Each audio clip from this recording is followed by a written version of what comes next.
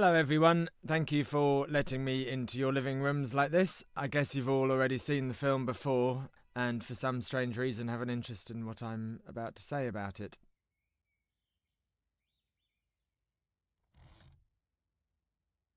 Well, here I am in London, on the banks of the River Thames, and once more watching this movie that I've spent 2.5 years making. Originally, the title sequence I had in mind was a little puppet sequence, and these puppets would have lived in this doll's house that you see here. My mum, in fact, who's a puppeteer, made a complete set of Tallis family puppets, but we felt the beginning was too long, and so we cut that. But the idea was that we were playing with scale, that Briony, or rather the writer of this piece, the storyteller is God, that the storyteller manipulates people's lives in the fiction. And so I was always interested in playing with the ideas of scale, which is why we start on that doll's house and then see so that young Briony appears to be enormous as we pan round to her, and we have these very close shots of her. I specifically kept off seeing her face too clearly at the beginning. I wanted the idea that Briony's wit, in the old-fashioned sense of the word, is always just ahead of us. She's just elusive. This music was recorded prior to us shooting, and so we were able to play the music as we were filming this scene, which added a great excitement to the day and gave Saoirse Ronan the right pace and rhythms to be walking at. I finished my play. Oh, well done. Have you seen Mummy? I should be in the drawing room, I expect. I hope you're not going to be getting under our feet today, Miss Briony. We got a dinner. I like the idea that the film starts with the end of something. There was a life before the film started, and the life will continue afterwards. Hello, pal. I hear you're putting on a play. Who told you? Jungle dramas. Will you come and see it? I'm not sure that would be quite... Why don't you let me read it? So James McAvoy, I quite like the way he kind of mucks up putting his gloves on here. He specifically left that in just there. I don't like things when they're too perfect. It reminds me a little bit of Pride and Prejudice opening this, the kind of introduction to the world. Stupendous. It's stupendous, darling. Your first play. Do you think so? Do you think Leon will like it? Well, of course he will. The Trials of Arabella by This is a Briony story Tallis. about a writer, very specifically, and about the mind of a writer. It's about storytelling and the mind of a storyteller. So there again, we're playing with scale. That was the first shot of the doll's house, replicated with the real house that pans down to our characters in the film, who are now like dolls. I'm worried about the play. This idea of storyteller as God, the afternoon to rehearse. What if the twins the eye can't of God. You have to be nice to them. I don't know how you'd feel if your mother had run off with Mr. What's-his-name who reads the news I on like the way wireless. Keira spends most of her first scene with her eyes shut. Perhaps I should have written another story. All her costumes are If you write a patterned story, you don't have and to say the word house, and you can often see florally, and that was cows something and that we woods wanted and to village build below. into this The opening place. section, that it was very verdant and But all depends on other over-textured people. almost, as opposed to the later sections where things become a lot sparser. Why don't you talk to Robbie anymore? I do. Keira's delivery was something we worked on. In fact, everyone's delivery was something we worked on a lot during rehearsals. We were trying to discover what the dialogue, what the accent could tell us about the way people thought and lived at Do that we time. have to do a play? Why do we have to? It's to celebrate my brother Leon's visit. I hate plays. So do I. How can you hate plays? There's Felix and It's showing Charlie and off. Juno Temple, in this none of whom, by the way, have curly You're not allowed red to hair. have her. And the boys were What do the parents say? were slightly alarmed by their hair. Amenable. Jackson? Amenable. I Amenable. love That's Juno's right. costumes in this. I like her pinks with the orange hair. And the wallpaper behind Briony there is the largest design we could find, so that she looked smaller. That it was, it's a magic garden of her imagination that she lives in. Do say yes. And again, everything's pattern on pattern on pattern. The chairs and the seat coverings and the wallpapers and the costumes, everything's I patterned. suppose we should start by reading it. If you're going to be Arabella, then I'll be the director, thank you very much. Sorry. I'm going to do the prologue. Prologue. This is the tale of spontaneous Arabella, who ran away with an extrinsic fellow. It grieved her parents to see their firstborn evanesce from her home to go to Eastbourne. Yes. That's Alfie. Nothing. It was a bigger part in the book, and I'm not sure whether the kind of red herring of his character works later. Well, I'm sorry, Danny. Can we go for a swim now? Yes. No, I don't really think there's time. Cecilia will let us. I'm sure a half-hour break would do us all good. Cecilia!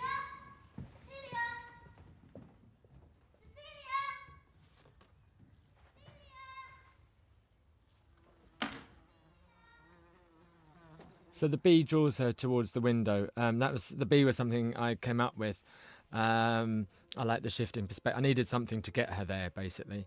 And I like the idea of the bee having a kind of sting in its tail. It's something quite foreboding about this bee, and the noise I kind of like as well. It's irritating and buzzes in your brain like the imagination. So this is the setup of the whole film, really. The idea of perspective, of seeing events from a subjective perspective, and is something that I felt was very modern about the book and could be applied to the film. It's a story told from a modern perspective, and so in a way, for me, the film is set in a contemporary time, looking back, rather than from the perspective of the period.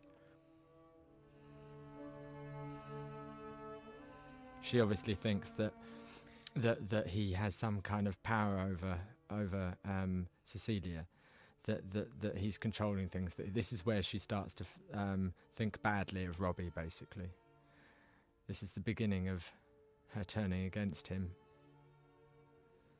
And in a way, what she's doing is trying to protect her sister. I mean, the question of her motives is always a very difficult one, but certainly the protection of Cecilia is part of her motivation. Again and again, I have Briony look directly into the lens, in a way connecting with the audience.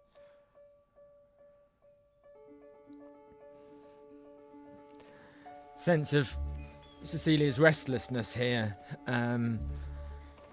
We were trying to achieve. Lovely bit of hot pot acting from Brenda Blethyn there. And the twins running through this is a kind of like pin between the timelines. I think this might have been the first scene we shot with Keira. And again, it's that pattern on pattern thing. This kind of is a fairly iconic scene for me in terms of the styling of this section. Everything's too rich, too verdant, over. It's almost kitsch. Milan Kundera said that kitsch was ripe to the edge of rotten, and I quite like that notion applied to this section of the film, that it's ripe to the edge of rotten. This was just a way of getting her shoes off, so that she, when we arrived at the fountain, she could nearly step on the shard of vase. But I got her shoes off in this scene, so it wouldn't appear strange for her to have to take her shoes off later. Probably one of the kitschiest shots I've ever done in my life.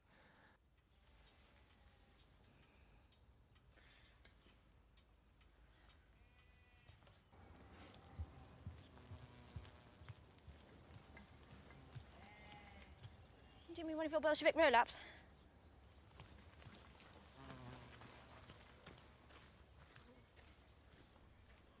This scene was shot over about 3 different days because we kept on losing the sun. We were very lucky with this house that the interior and exterior worked in one location. So whenever there was sunshine, we'd run outside and do some exterior stuff, and then when the clouds came, we'd go inside. But it took a long time to get this scene because of a lack of sun.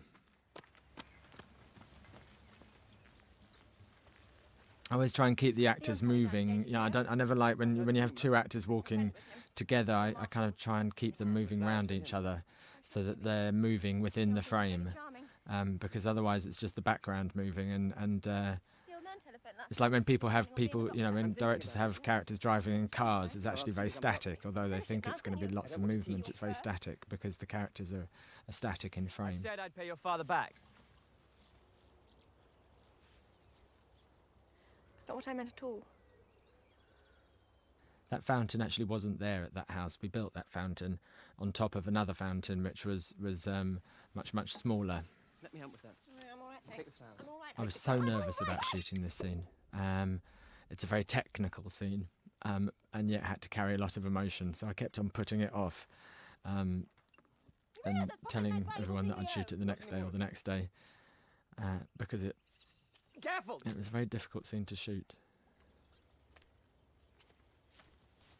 With Keira getting in and out of the pond and so costume changes and drying her hair between every take, and it was just a kind of complicated, messy little scene to shoot.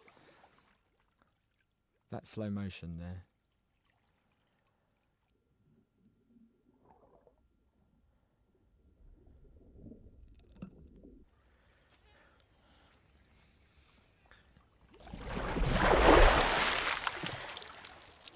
This is the moment that they really acknowledge to themselves their sexual attraction. It was a really important moment dramatically.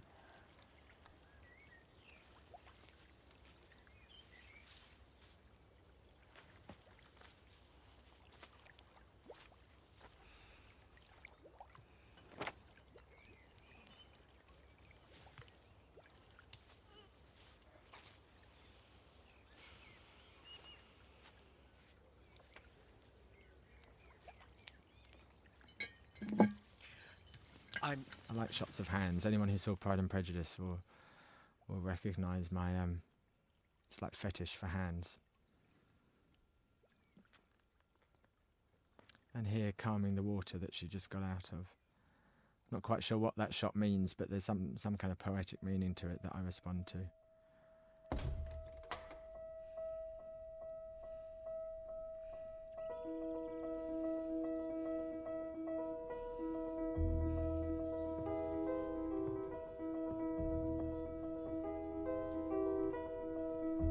I think in this shot you can maybe just see one of the puppets. Oh, no you can't, that's rubbish.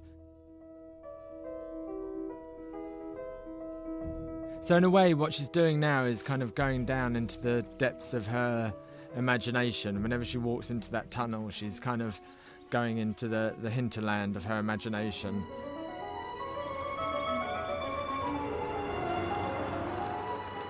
Benedict Cumberbatch was very upset not to be allowed to actually drive that car.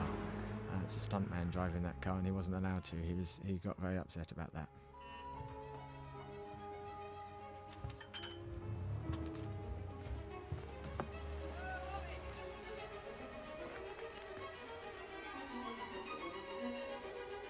You need to encourage him. So now the film's set up, the central themes of the film are set up, and in walks the antagonist, if you like, the character that's going to blow the whole thing apart, and that's Paul Marshall. Mother? What is it, Ron? I like these colours of suits, so we went for kind of these, again, pattern on pattern, and these kind of pastel-y synthetic colours for the gentleman here. Whiskey? Please. I had a lot of fun with the costumes on this film. I like suits very much, and I like the whole period very much in terms of costumes. So another dress for Keira. This is my sister Cecilia. Jacqueline Duran, the costume designer, and I had a lot of fun though with all the suits and dresses for this period. Mother's lying down. She's got one of her migraines. Not surprised. This heat. The snobbery room here next to the that nursery. Cecilia shows towards Alfie's character is kind of endemic, and I like the notion that she isn't a wholly nice person to begin with. So Emily Tallis, the mother character who has her migraines, in the book is a lot bigger part. Harriet Walters is a wonderful actress, and I wish we could have made more of that role, but that's one of the compromises one has to make when adapting, to cut certain characters down a bit. I don't like it here. A lot of Keira's costumes are based on the photographs of Lee Miller, a wonderful woman photographer from the 1930s and 40s. And I think this swimsuit and swimming cap are inspired by the photographs of Lee Miller. A good chance of including it in the standard issue ration pack. Means I'd have to open at least 3 more factories. More if they bring in conscription, which I say is bound to happen if Hitler doesn't pipe down. He's about as likely to do that as buy shares in Patrick's got a little peekaboo hole in the side of his swimming costume there, and I was very disappointed when he was sat down that you couldn't see it because it made me laugh, and I like taking the mickey out of Patrick about it. So actually at the end of the scene I get him to sit up only to expose the little peekaboo hole in his swimming costume. Join us tonight. Oh, Leon, you didn't. So, Robbie, the housekeeper's son, whose father did a bunk 20 years ago, gets a scholarship to the local grammar. The old man puts him through Cambridge, goes up at the same time as C, and for 3 years she hardly speaks to him. Wouldn't let him within a mile of her Rodine chums. Anyone got a cigarette? I don't know what the hell he's doing these days, messing about in flower beds. As a matter of fact, he's planning on doing a medical degree. And the old man said yes to that. Benedict's swimming costume was a little bit too tight. Look, I really think you should go down to the lodge and ask him not to come. Why? There you go, there's the peeky bowl. There you go, there's the hole in the swimming costume. Again, the water motif with Cecilia, I'm not quite sure why or where that started, but it just kind of, something worked in my brain with the idea that she was always associated with water. Maybe like the Little Mermaid, who was the star of a puppet show my parents did. This is a very strange scene to shoot. On the page, it didn't seem quite as sick as it then became when shooting. You will never ever use that word again, do you understand? No, Chico. It left us all with a very I'm always asking myself that. funny feeling in our My name's stomachs. Paul Marshall. You must be the cousins from the north. What are your names? I think Benedict plays the Marvelous names. predator You know our brilliantly, parents? Well, I've read about them in the paper. What exactly have you read? and about very them? against his natural character. He's a very, very gentlemanly gentleman. In front of the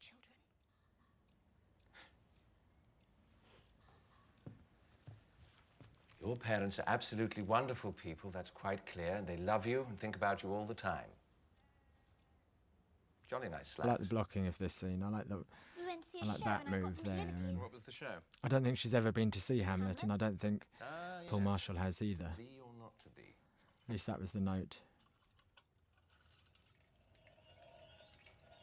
I like your shoes. Duckers in the Turl. They make a wooden Duckers in thing, the Turl shaped is still like a there, I vase. think. Keep it forever. I'm starving. When's dinner? Well, I might be able to help you there if you can guess what I do for a living. You've got a chocolate factory. Everyone knows that. Then it wasn't a guess, was it? Benedict was quite kind of There'll be one of these. disturbed by the kickback role he every was soldier playing, and so we talked a lot about it, and Juno was very supportive of him. In a way, it was more difficult for him to play the abuser than it was for Juno to play the abused. Daddy is wrong. Calling it the army ammo. A mo, a mass, a mat. Top marks. It's boring how everything ends in O. Polo and aero and oxo and brillo. Sounds as if you don't want it. Then I shall just have to give it to your sister.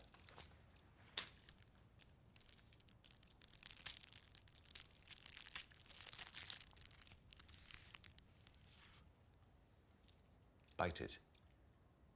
Probably my favourite line from the film, "You have to bite it," and I was shocked by the way he did it with such aggression, really. So this is Briony's secret place. This is her secret garden, and it's later violated by Paul Marshall. This is where she finds him later. Instinctively, at the bottom of his red hair was not to be trusted as his young lord dived again and again into the depths of the lake in search of the enchanted chalice. Sir Romulus twirled his luxuriant moustache. Sir Romulus rode with his two companions northwards. I love shooting scenes like the one that's coming up here. It's really just, we'd set up the camera and and it becomes a kind of improvisation between the actor and the camera. They need to be in unison, they need to be dancing with each other, and it takes a very close connection between camera operator and actor.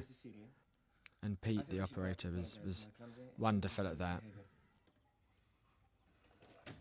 That note is like sexual ecstasy to me. That's why I use this piece of music, and at this point that high note where they both join together is I think intensely erotic.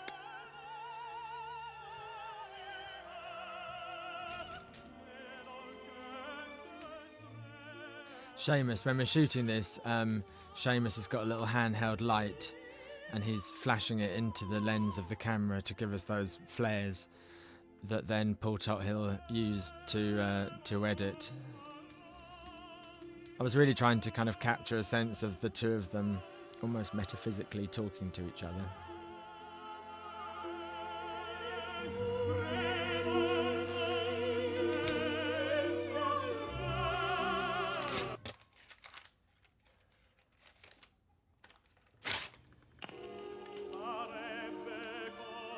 One of the things I love about James is what a physical actor he is.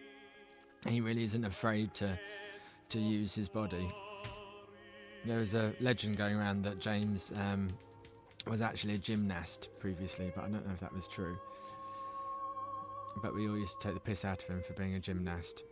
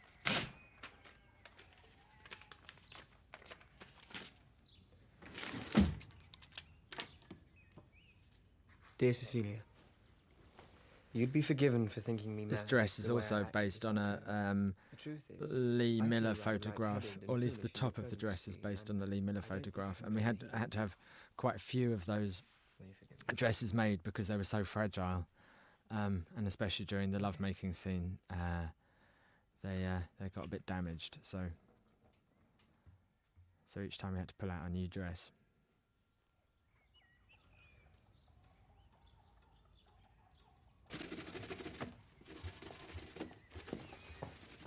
Off open. In each set, there are little signs about the story, what's coming up, and just to the left of Robbie there's a picture of two soldiers wounded, walking across an empty landscape, which in a way is a little precursor of what's to happen to Robbie. Because I'm all yours. I'll be late.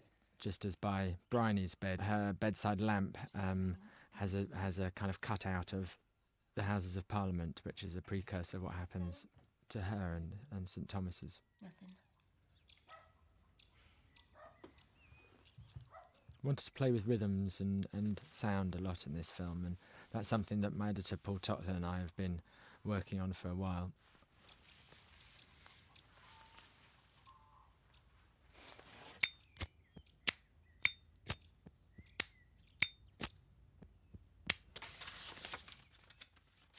Very impressed with the way James got over that fence.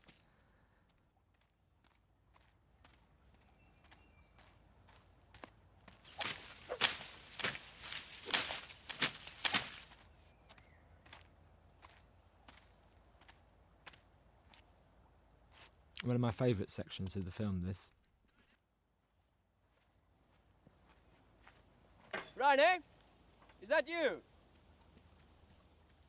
I like the kind of slowness of this. But, I'm always trying to play with rhythms, and I think one of film's great assets is its potential for rhythm, and so I like the slowness of this rhythm before the staccato rhythms of what's coming next. You all right? At this moment, I think Briony knows that she's going to read it, Could you run ahead and give this to C? and if she takes it, she'll read it. I'd been a bit of a fool handing it over. I think that's the worst thing Briony does, is that moment, actually. I think she actually believed that she saw Robbie later, but I think the taking of this letter with the knowledge that she's going to open it and read it is one of the worst things she does. Her biggest mistake. Playing with sound is as much about where to use the pauses as it is to use the sounds, and I love that moment of silence when we come around the back of his head before everything kicks off. I find silence quite creepy sometimes. Briony?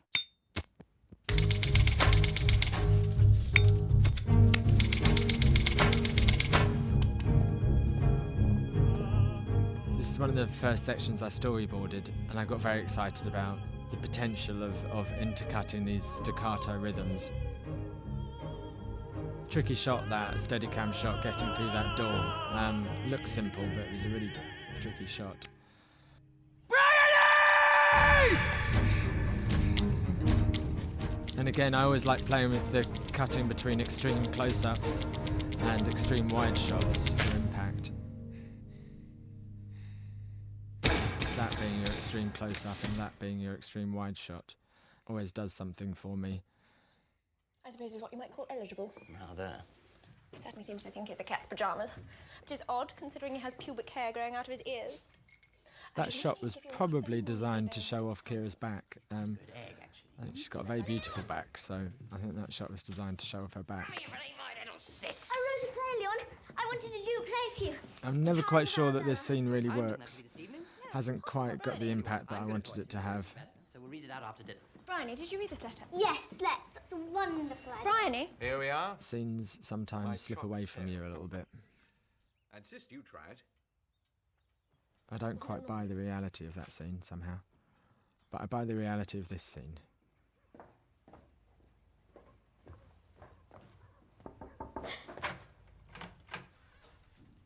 A long time spent trying to figure out that dress for Lola. We knew we wanted it to be pink, but it was a very difficult balance of it being childlike, but also kind of her attempting to look grown up. She's on that funny cusp, poor old Lola, and an adolescent dress of that period was quite difficult.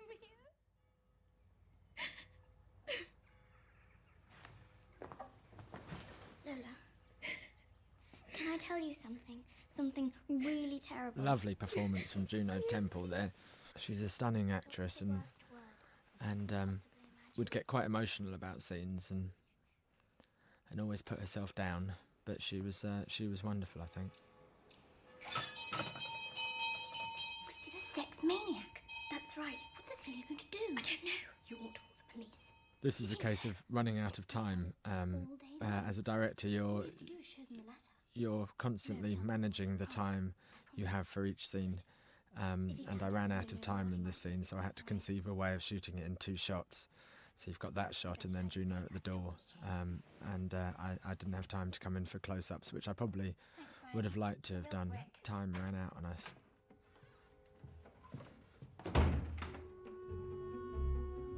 The costumes are often as much about the way they move as they are the way they look, and I think this dress of Saoirse's moves brilliantly, has a lovely kind of fluttery effect to it.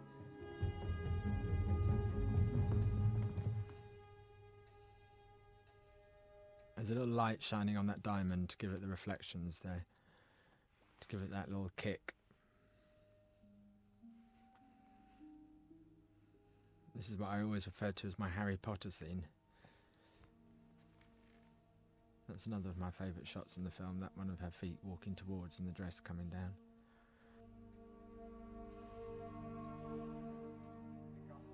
swallows, the birds, are a kind of running motif through the film. They kind of symbolise the imagination to me, and so there are swallows on the front of her dress here, and there's swallows later throughout the film. I'll try and point out the swallows for you. And they're also a little thank you to a lady whose house we wrote the film in Italy, and there were lots of swallows there.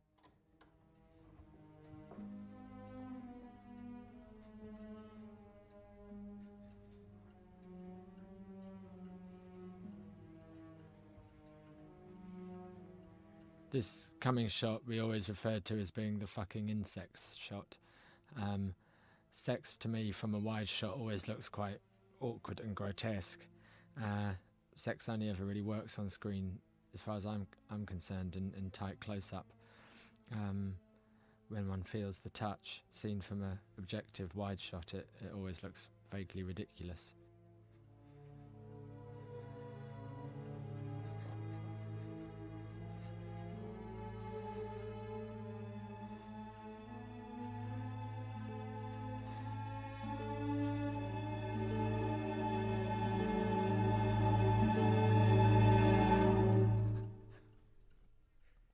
Like two animals. Celia!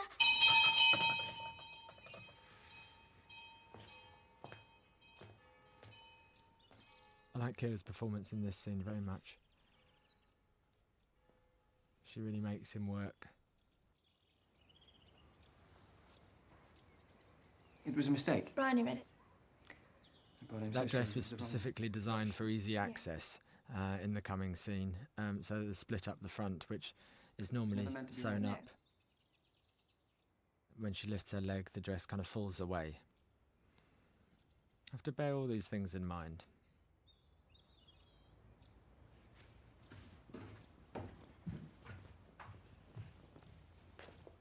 I told James to perform that walk as if he had a bit of a hard-on. Sometimes my directions, my notes to the actors are very intellectual, and sometimes you just have to come out with a very basic, simple note, like play the scene with a hard-on.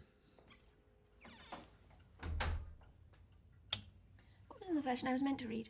I don't know. It was more formal, less... Anatomical. Yes.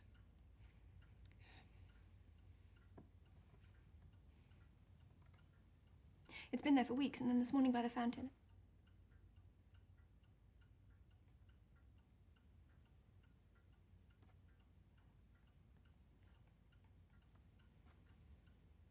I've never done anything like that before. And I was so angry with you and with myself. I like the way in the next shot, she's not quite aware that he's as close as he is, I'd be happy, but and then turns and he's a lot closer than she thought. I learned about myself so stupid.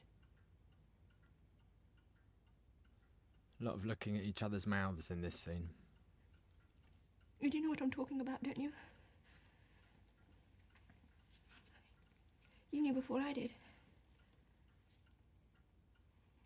Why are you crying? Don't you know? Yes, I know exactly.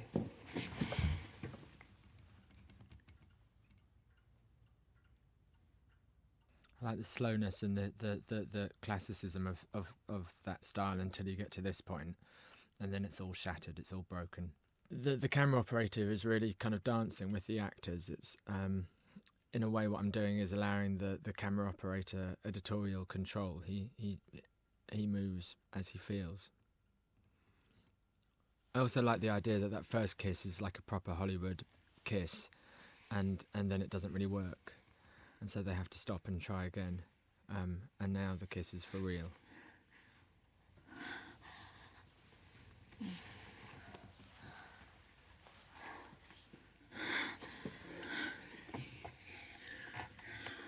We shot this scene with a closed set, so it was just the actors and myself, the camera operator and the focus puller. No one else was allowed in. And we laughed a lot, basically. I played some music. I played Briony music, and so nothing too sexy, because that would just made us feel stupid. And while we're shooting this, I'm talking them through it, so I'm shouting out, lift your leg up, put your hand up her skirt. And Keira put your hands down his trousers. So I'm kind of talking them through it. At one point, I shouted very loudly, "Wank him off!" and at that point, they just fell about laughing. That foot lifting off the floor is a reference to Chagall paintings and the lovers floating in the air that she literally lifts. She's suspended for a moment here, off the ground. She's levitating. I love you.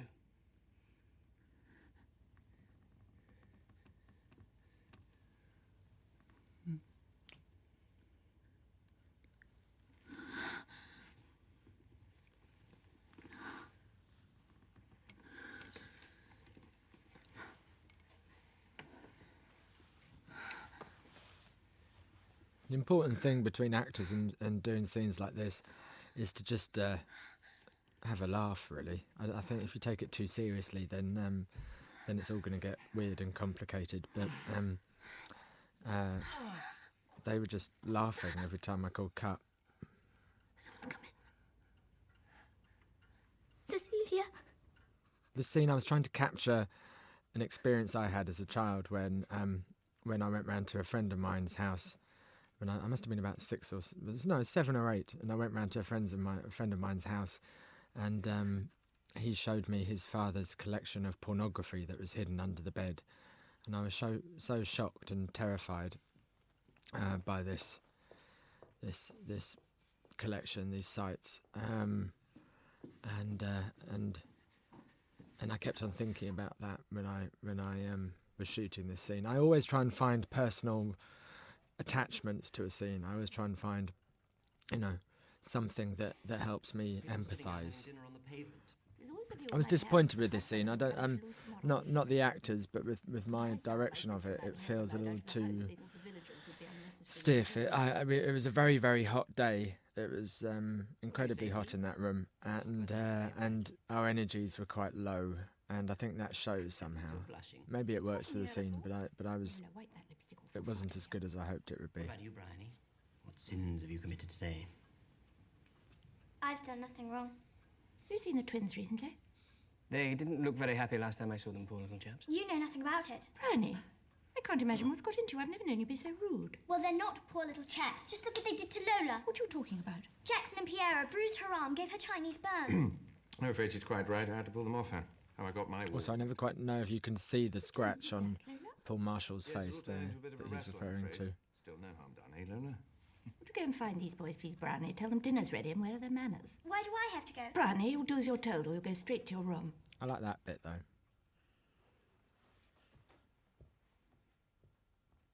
I like the details. I think details often say much more than wide shots.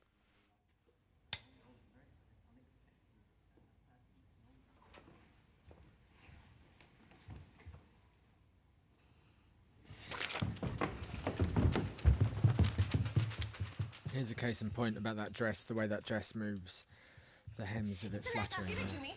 They've run away. Who has? The twins. We are going to run away because Lola is so horrid to us and we want to go home.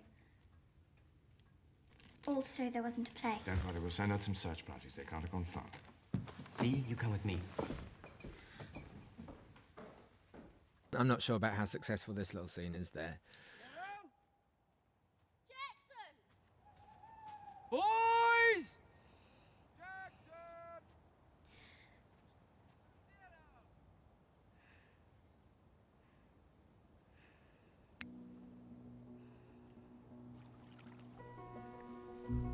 Again, another scene where we didn't have much time to shoot it. You can only work kids so many hours in the night, so we were very limited with the amount of time we had with Saoirse for night shoots, which made this quite tricky. These ducks that appear in this scene are a complete pain in the arse, and kept on flying up in everyone's faces or not flying at all. And behind that boat is a poor fellow in a wetsuit trying to throw ducks in the air.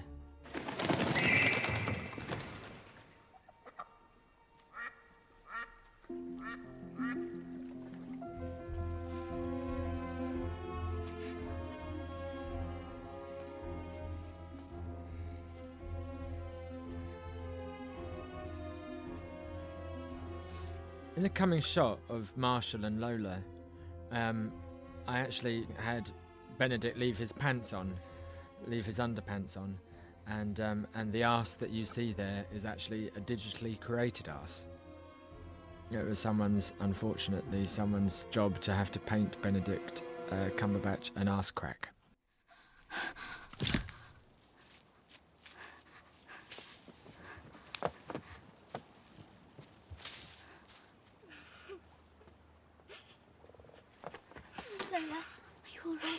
I was so proud of these two on this night. They looked after each other so well. They really cared for each other, and they really supported each other. And it was a difficult scene for them to shoot. It's obviously dealing with very, very dark issues, and although they're both, Juno's a very mature 17-year-old, it was still, it's a difficult thing to do, and they really looked after each other, and I was very proud of them for that. I caught him attacking my sister in the library. I don't know what he'd have done if I hadn't come in. You actually saw him? Of course I did, plain as day. And they kept totally focused. It was 4 a.m. when we shot this scene, and they were awake and focused and really, really concentrated in the job. And I saw him. Very proud of them. Well, I can. And I will.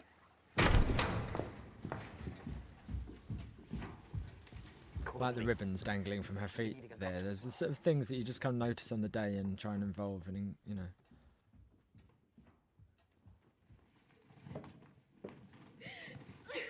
There's quite a lot of kind of formal tableaus in this film. I don't know how it happened. It just kind of developed, really. I haven't seen him. I know who it was.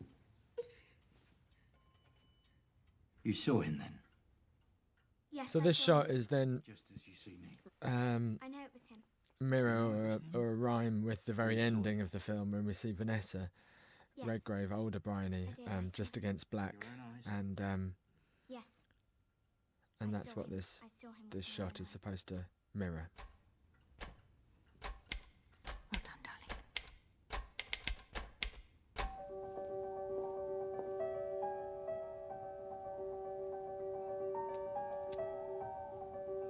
It's probably one of my favourite shots of Keira in that dress.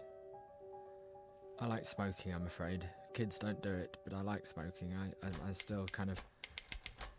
I like the glamour of smoking in the 1930s and 40s. This is something, where my designer, Sarah Greenwood, comes up with an idea, like that dressing table with the mirrored interior, and she offers me these possibilities, these ideas of ways of shooting things. I'm constantly trying to be open to other people's creative input. My brother and I found the two of them down by the lake.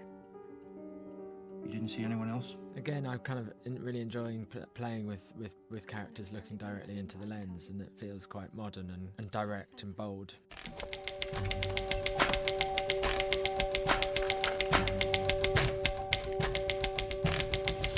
When they were looking, I went up to my dad's. I did, honest. Just a little trivia for you, but Alfie Owen's sister is actually Lily Allen, and that song on her album about Alfie, her brother, is actually about Alfie Owen there.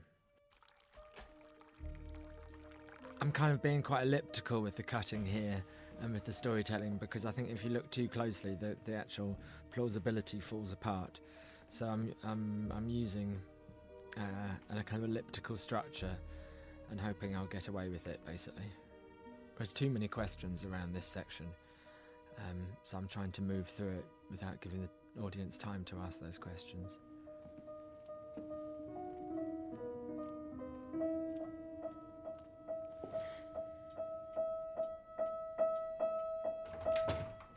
So, there is someone coming.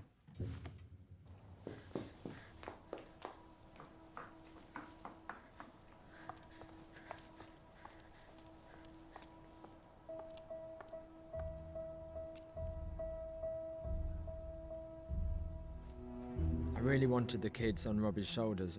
The kids were quite big, so they were quite tricky for James to carry.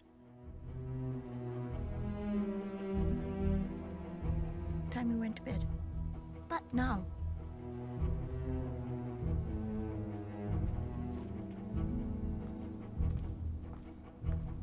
This shot is a perfect example of Jacqueline Duran's genius. The way the light comes through that dress, that skirt is fantastic, I think.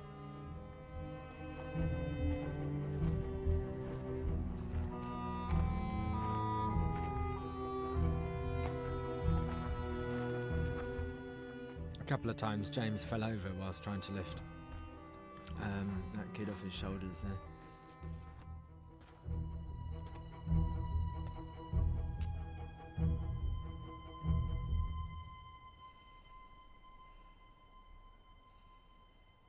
The next shot is one of those serendipitous things when I run out of time. I had a much more complicated structure for this little scene, much more complicated shot list for this little scene, and we ran out of time, so I came up with the idea of starting on the wallpaper and then jibbing down to find Briony in silhouette, and then she just sits up in that shot. And I like it a lot as it is, but it's not how I originally planned to shoot it.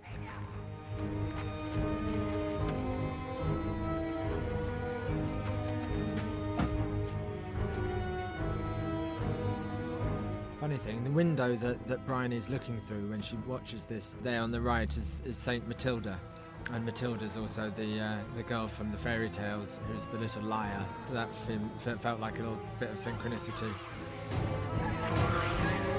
Because Brenda's so lovely, it's always shocking when she's angry. It's and we kind of utilise that really.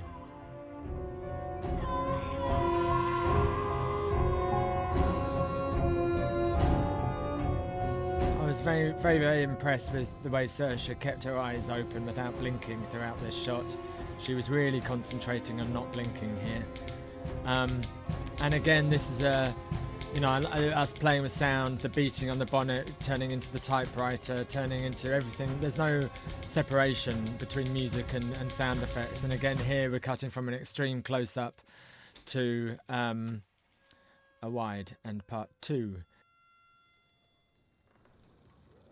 I says to him, I says, you can sit down here twiddling your thumbs, waiting to get your head blown off if you want. So that mouth organ theme there is going to turn into a big orchestral theme throughout this section, but it starts with Mace playing it. And when I first read the book, he was described as this enormous man, and I immediately thought of Nonzo Anozie, who is a wonderful actor I'd seen and knew from around London. Anglais, on a quelque chose pour vous. What? What's this game? He says he's got something for us. Fucking hell! Laissez-vous à! Vous aussi! Attendez! On a à manger là pour vous. Du pain, du sucre et... Du vin! Vive l'Angleterre! Vive en France!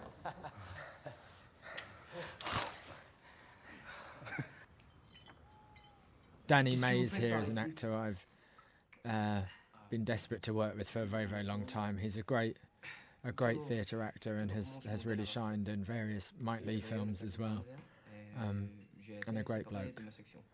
These two French fellas are both comedians in France, which I didn't realise. So when some French friends of mine saw the film, they were surprised to see them in serious roles. But I love their faces, especially the younger brother on the left. I think it's just got such a beautiful face. James took his French very, very seriously and practically learnt the language for that scene. Bonne chance.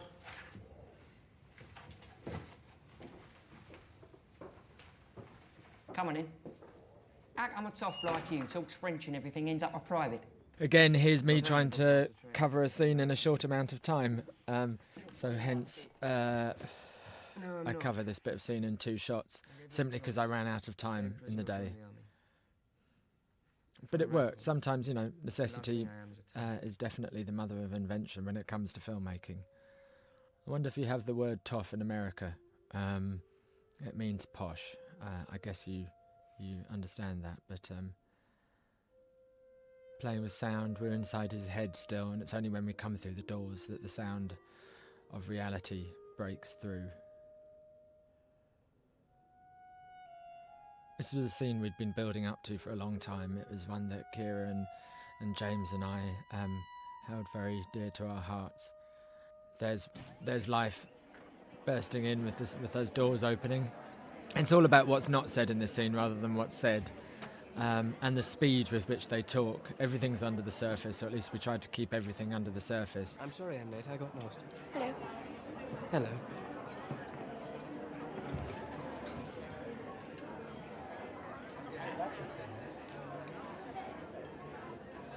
Should we sit down? Yes, of course. In this period, the accent means that they shorten the vowels of their words, and emotion is carried in the vowel, and so very little emotion is expressed in the way they speak because of those short vowels. Remember it. Two. Thank you.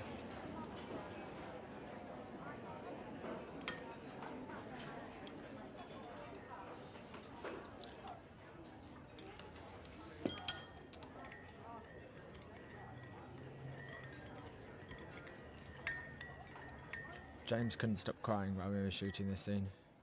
In fact, neither could I.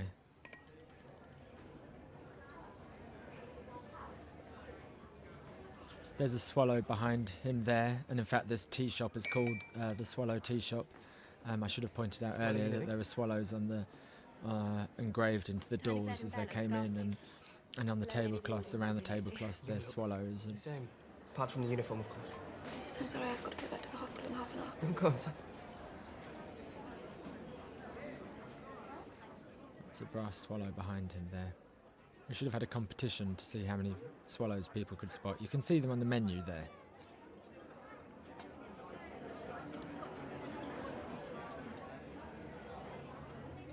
So complicated, this scene, or rather, it's so complicated their emotions, and it's so complicated trying to love anyone, I think, and Have you been in touch with your family? and that's what we were trying to express, all the difficulties of loving, of just being open and honest and clear and communicative with someone, Owe me anything.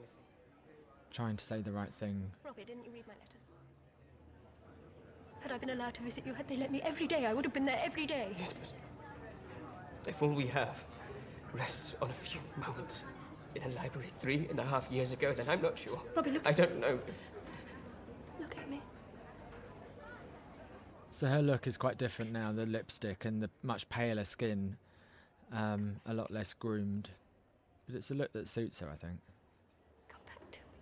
And also he's lost his suntan and is now darker around the eye.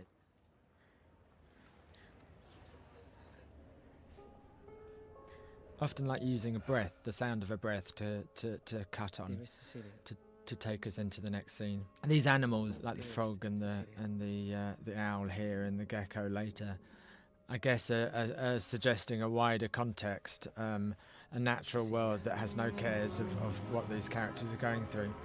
And perhaps there's a slight reference to Charles Lawton's great film Night of the Hunter, which is constantly referenced, but is a wonderful film. A friend of mine has a cottage by the coast. Said we can borrow it when you're next on leave. White clapboard. We shot this scene outside Old Scotland Yard, and so there are a lot of CCTV cameras that were removed digitally afterwards. It was very exciting to be shooting in London. I've done very little shooting in London, although I've lived here all my life, and so it was a lovely day. I've always travelled on the number 19 bus. The number 19 bus goes from Islington, where I was brought up, into the West End and into the world of lights. This is almost like a little fantasy of mine to have a girl looking at me like that from the back of a number 19 bus.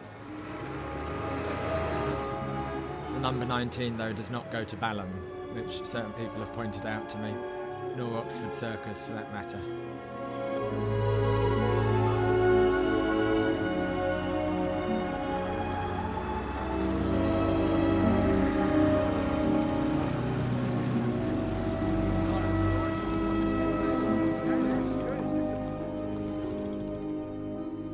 This we shot at dawn. We arrived at the location at 4 a.m. and set up the cameras and then waited for dawn to come. I like shooting at dawn. There's something quite magical and mystical about it. The crew get a different kind of atmosphere. And for the first time here, we reveal Robbie's wound shrapnel wound. In the original script, there was a scene before this where we saw the wound that we'll have a look at in the deleted scenes.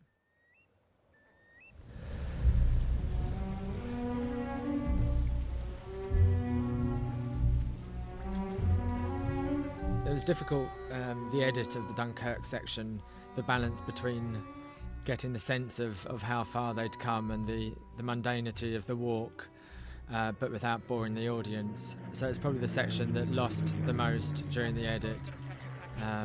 And certainly Nonzo and Danny May suffered for that, which was a shame, but I think it worked out. My darling, Briony found my address somehow and sent a letter. The first surprise was she didn't go up to Cambridge. She's doing nurses training at my old hospital. I think she may be doing this as some kind of penance. She says she's beginning to get the full grasp of what she did and what it meant. She wants to come and talk to me. I love you. I'll wait for you. Come back. Come back to me. Come back. Come back to me. Come back. Come back. So where are we going, Gov? So this scene is a case of using what you've got, of being open to what is offered to you.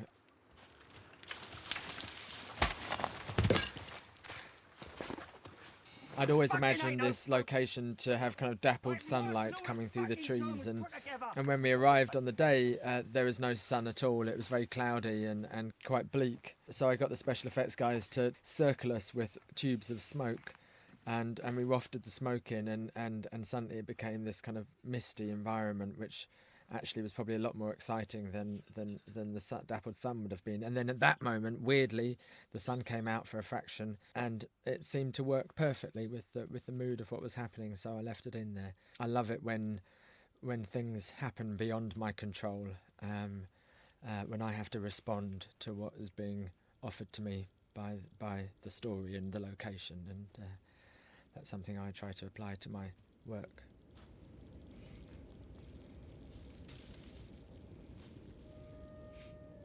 I don't know if this scene really works. I mean, the idea was that these girls had been killed and then laid out, but whoever was laying them out didn't have time to bury them. I don't know if that really works.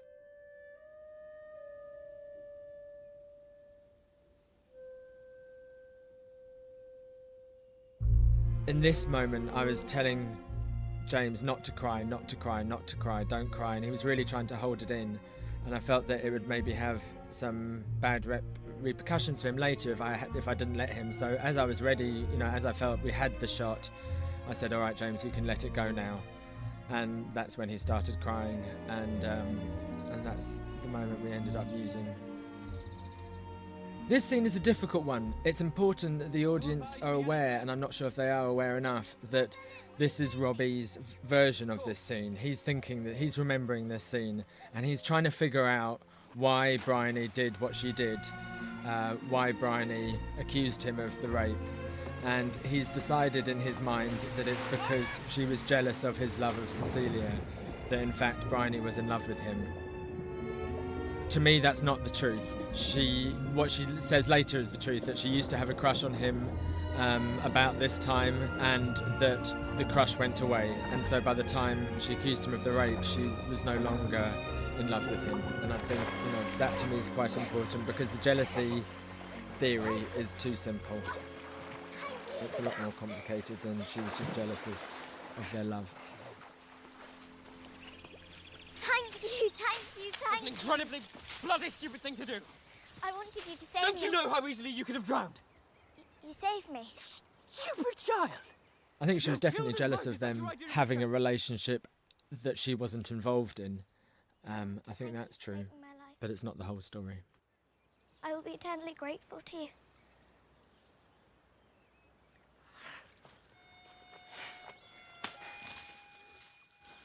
Again, this is I love that shot. It's one of my favourite shots of the film, and it was purely responding to what we had around us. That white sewing costume and that white sewing hat amongst the white cow parsley. fucking South End. Or better still, Trafalgar Square. The morning we shot this scene, I said, Danny, we've got this speech for you to do. And amazingly, he learnt it in literally a couple of hours. We fight in France and the French fucking hate us. His accent is perfect in this scene. It's a period Cockney accent. It's not a modern Cockney accent. It's a Cockney accent from the 1940s. Who's fucking ever been to Poland? It's all about room, empire. They want more empire. Give them this shithole. We keep ours, and it's Bob's your uncle. Everyone's always trying to kind of rationalise the chaos of life, and that's exactly what Briony does, and that's what Nettles is doing in that scene. The idea is that Nettles is quite annoying until he redeems himself at the very end and is the best friend you could possibly hope for. Dearest Cecilia, the story can resume. The one I had been planning on that evening walk. I can become beautiful bit of photography here by Seamus McAvoy, and a bold choice of his to leave her so dark. The man who with the clarity of She's just across the channel. This is something we shot later, after the main body of the shooting. I felt that we didn't have enough Cecilia in this Dunkirk section. I will return, find you, love you. This is the chorus Steelworks, which is actually still working, and we did some work on it digitally to make it, to destroy it.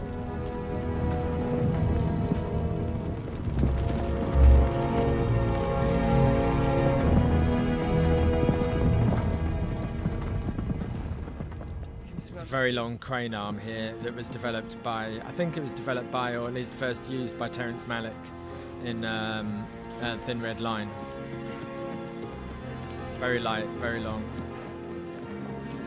And that sandbank is actually on the back of a truck, of a pickup truck, because that's the same beach that we then use in the following scene that they walk down, so that I didn't have to move the extras around too much.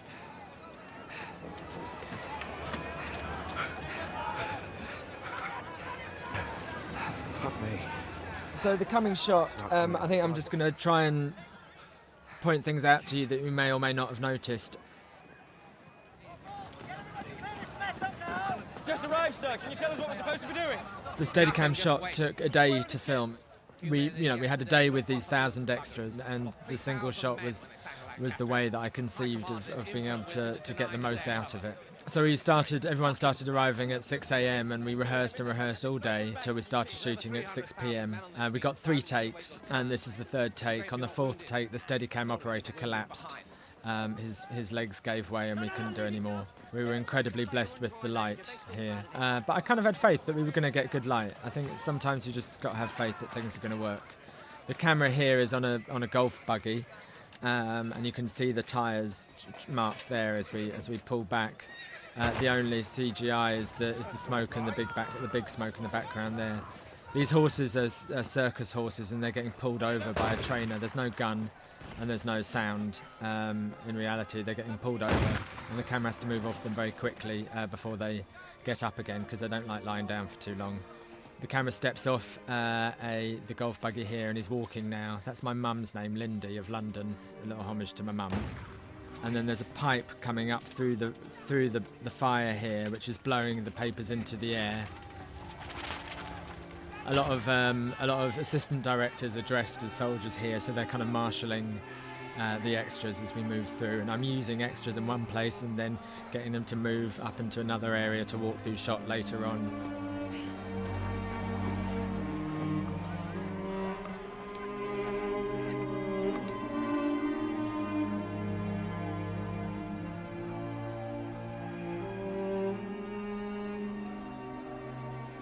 The shot's kind of turned into a point of view shot here. That's partly, the first time I saw that done was F.W. Murnau's film Sunrise, which is a silent movie from, I forget when, 1928 or something, and is a very beautiful use of point of view. So that the bandstand was built by Sarah. A lot of this is built, obviously the Ferris wheel wasn't there. Nonzo hated the fact that he tripped up there.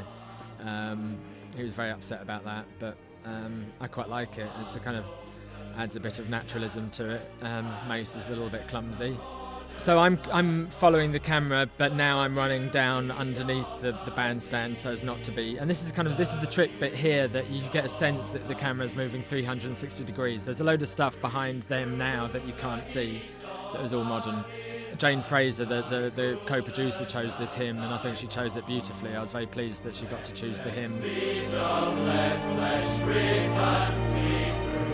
The building on the left there is a real hotel, but it's obviously dressed to look like a French. I love the way James turns there. So I'm basically running behind the camera, cueing things as it goes on. You may or may not have noticed, but hanging from that Ferris wheel is a stuntman. Can you see him? You can see him there. He's fallen out of his little cart. And those are supposed to be circus horses. Those are stuntmen. And so the French soldiers that you see coming here through shot here, we've seen earlier on the beach, and now they've been marshalled up and are coming through shot again there, and they'll come through shot again later. You'll see them later. Come on. I have to get something to drink. You need one. You're great. It's all grey, can you see? So now the camera stepped onto a kind of rickshaw thing and is being pulled back. So he's not walking anymore, and these guns are kind of being cued. Everything's been cued just before we arrived there. Danny nearly got hit twice on the head there. And then the soldiers that we saw in the background before are coming through here. There's a guy playing piano on the right-hand side there, but we missed him on that take, which is unfortunate. And then in the final reveal, so I used James looking out to take the camera, pan the camera around, trying to motivate the camera move. And then here, those French soldiers you see walking through the foreground there.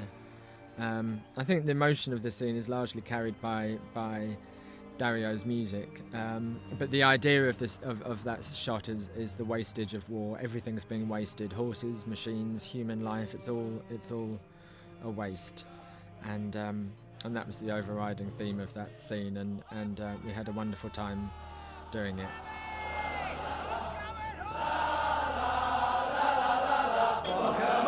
This guy, the banjo guy, we just found on the day, and he turned up and said he could play the banjo and use some 40s songs, and so we sat him on the bar, and he really makes this scene, I think. And again, it's that thing of being open to given being open to what the story gives you, what the day brings you, being open to the life, to the real life, and not trying to control everything too much. If someone comes with a great idea, then I'll use it.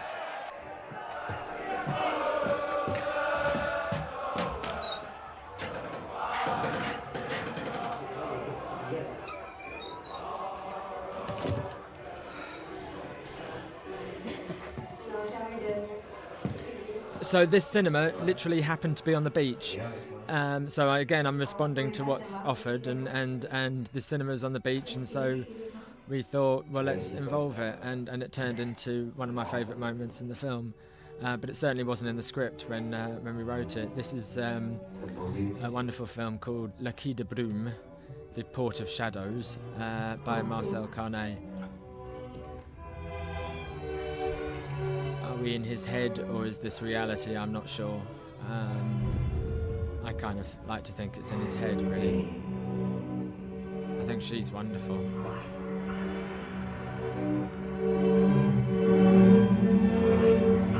Now we're in a completely different location. We're in Grimsby, in the old fish market of Grimsby, which is an amazing place, and the building on the right was an ice factory.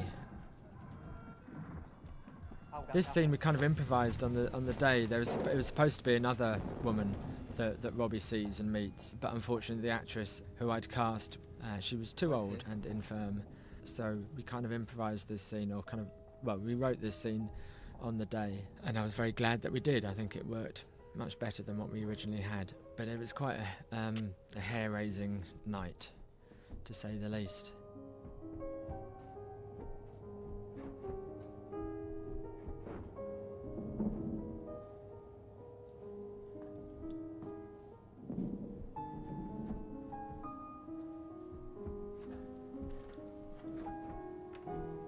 Again, a lovely bit of design from Sarah, I think, here. And again, Seamus working with the scene. There's a thing called a Helen lens here, which basically defocuses everything other than a specifically chosen area. So everything's out of focus apart from James's eyes there, and again, everything's out of focus apart from James there, which kind of gives her an angelic quality, makes her feel like even more of a spectral vision. I love the fact that the reflection on the wall there as well, the light kicking on the wall, almost seems to give him a halo. There is a certain amount of religious iconography in this scene, and that is intentional. I have to get back. Although I'm not quite sure what it says. It just felt right. Usually things just feel right. I don't really intellectualize or I sometimes try and post-rationalize things to see if they're true. But it's all kind of intuitive. Hey, what are you doing with your boots? Look, you sure you're feeling all right? Never better. No, I'm wondering. It was exciting this night, this shoot. It felt like a proper major motion picture we were shooting. It was fun. Let's all go down here. And Danny is just giving an incredibly generous performance. I think James is obviously stunning, but Danny's being a brilliant support here. And without him, James wouldn't be as good. A lot of credit goes to Danny here. You know, he's like the midfielder to the centre forward. I shouldn't use football references. I know absolutely nothing about football.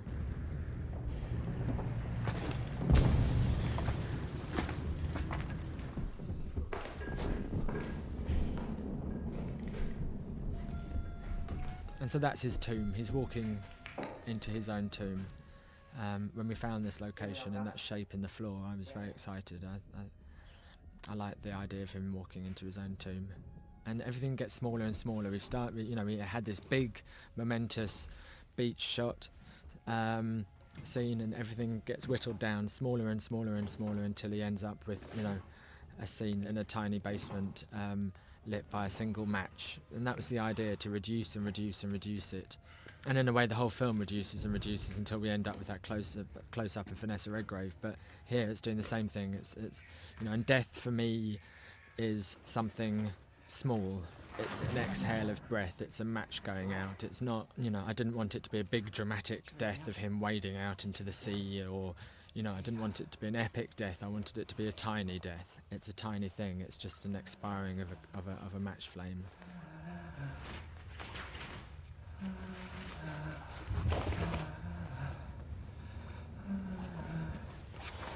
Tuck yourself in. Keep yourself warm. I think Danny's performance here and James, I think they're just beautiful together, and I think Robbie could not have wished for a better friend at this moment. And this is an important moment in Nettle's life. He will never forget this moment. He will always remember Robbie Turner, and he will always remember how he held his hand, how he nursed him into death. And that's important. This scene is about friendship, and how the most unexpected people can become friends, can become the most important people in your life. Nettle shows great sensitivity, and that's surprising from his character.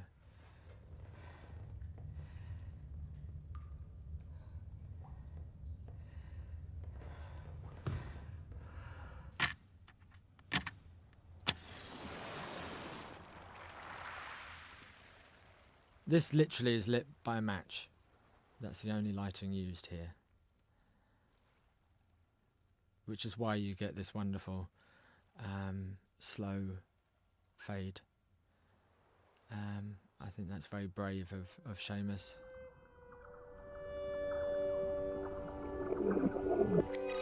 I like this whole backwards section. It was supposed to be much bigger and longer and involve kind of backwards news footage of, the Germans rolling back into Belgium and, Hitler's speeches backwards and, but that field of poppies was found by my mum when she was driving up to visit.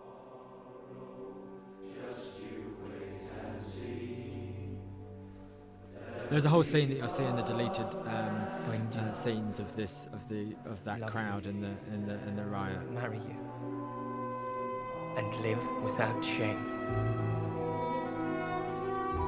And then this was shot to be played backwards come back to me, trying to undo everything that's happened, trying to return to the source, trying to return to the meaning of his life, which is his love for Cecilia.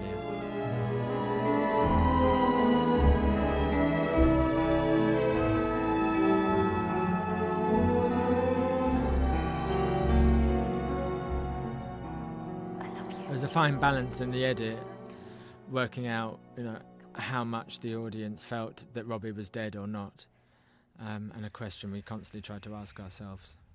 Too much noise, in fact, that was the last moment of this sequence, but we put it earlier so that you then had this, so that then you had a sense that he might possibly live on.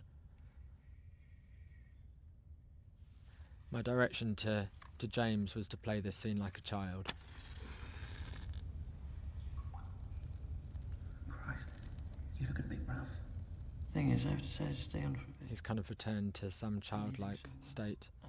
And I think the sincerity with which he thanks Nettle is the key to that.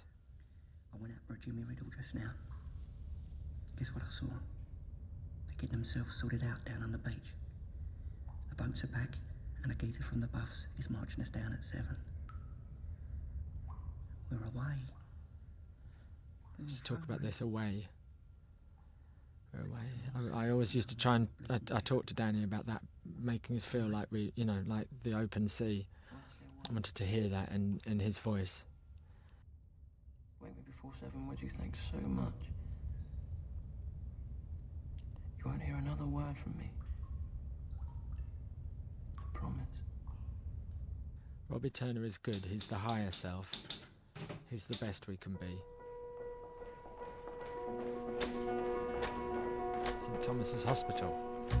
The little ducklings. Part 3. There's a cut there so that the group of nurses who walk through here are the same ones you saw walking through the other end of the corridor.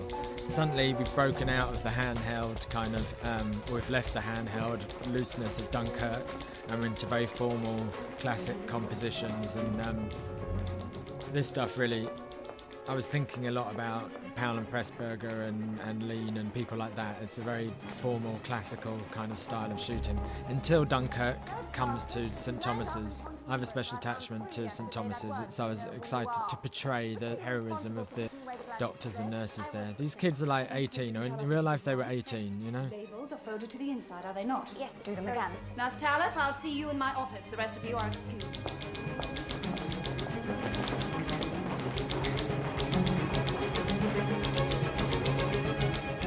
Because of that hair, because of that mole, that's Briony Tallis. Is this job at all important to you, Tallis? And so to give her a very clear look from Saoirse as the young Briony to Romola as the middle Briony, and then to Vanessa as the older Briony. There is no Briony. You're Tallis. Nurse Tallis. Is that understood? Yes, sister. The real nurses were 18-year-old, 19-year-old girls nursing these soldiers.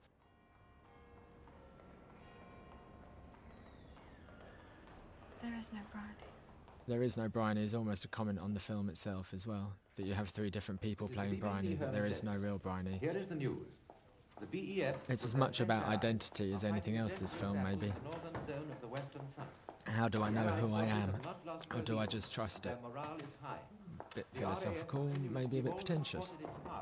I like this scene, all these girls in their 90s. I love her too.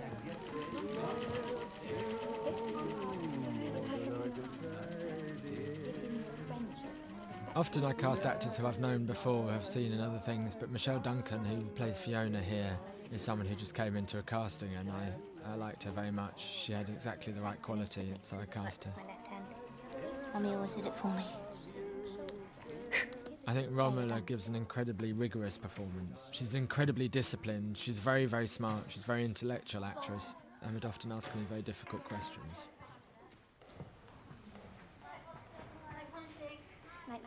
This is an important scene just for the sense that Briony's a writer, that she's always a writer, that this is a story about a writer. It's about storytelling, it's about a storyteller's imagination. And that's something that Ian McEwan kept on pressing on us.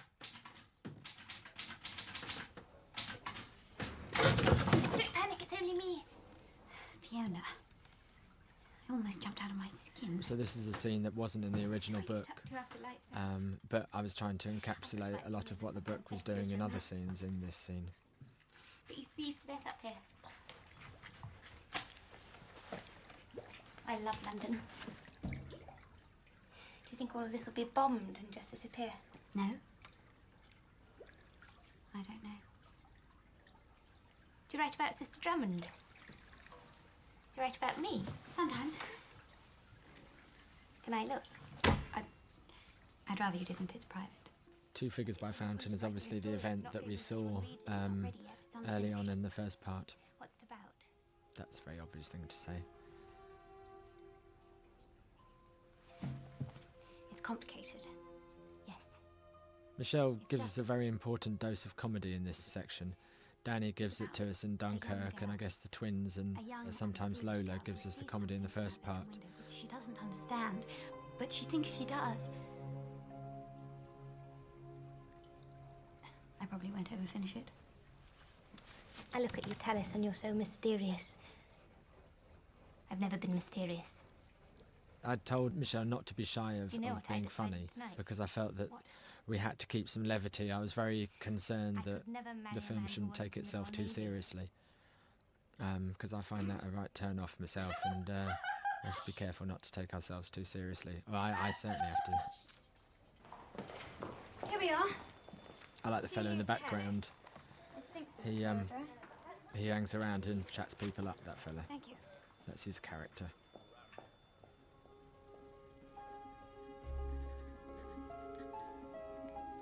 I'm still not sure how much of the film the audience get, because I haven't watched it with enough audiences or had enough responses, but this is the letter that she writes to Cecilia, that then Cecilia reports to Robbie, that we hear from Cecilia and Robbie's point of view back in the Dunkirk section, so that we've gone back in time here. Do something practical. It says in the newspaper the army are making strategic withdrawals. Yes, I saw that. It's a euphemism for retreat. So those strategic withdrawals that Fiona's talking about there is the build-up to the retreat at Dunkirk. I guess that comes across. I hope so. And what it meant. The full extent of which I'm only now beginning to grasp. Bit of self-harming there. Topical. See, please write. I wanted that sense of Briony trying to scrub away her sins. It's a kind of fairly obvious reference to the Scottish play. A bit of a schoolboy metaphor, I suppose, but anyway.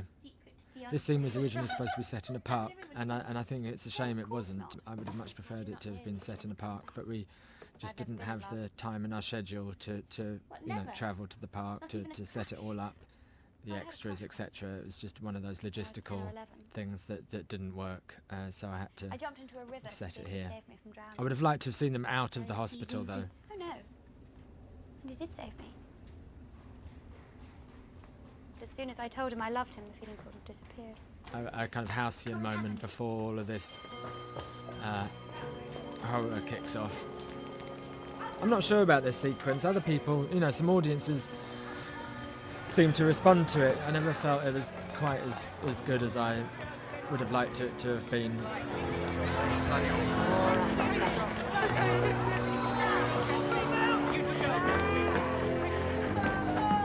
Follow me.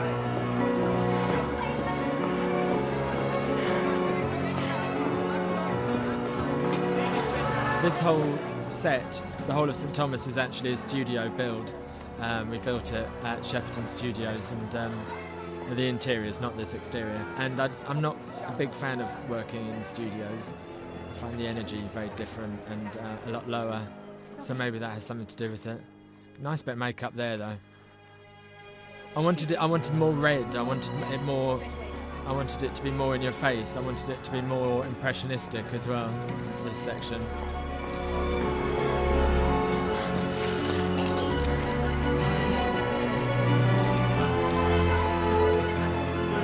I think it's amazing what these kids did, though. These young women did. How they coped with it, I've no idea. I mean, I wonder if we, could put a bunch of modern 18-year-olds in that situation. I wonder how they'd react.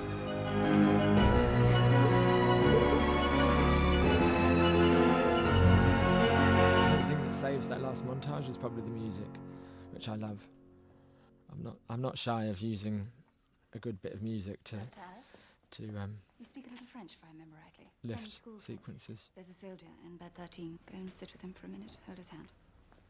Off you go.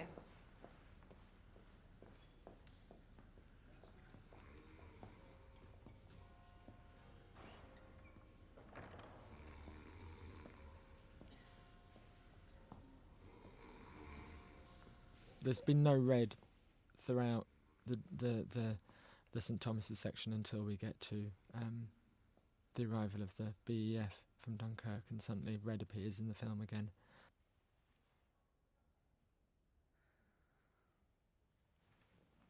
The actor playing the French soldier here, playing Luc Cornet, is an actor called Jeremy Renier, who I think is a stunning actor. Exquisite actor. Was in a film called L'Enfant, which won the Palme d'Or in 2005. Te voilà enfin. La sœur m'a envoyé pour papoter un peu. But he didn't speak much English at all, so we were. It was a strange instinctual relationship between he and I, and I had to mime a lot of my direction. Qu'est-ce qu'elle fait maintenant?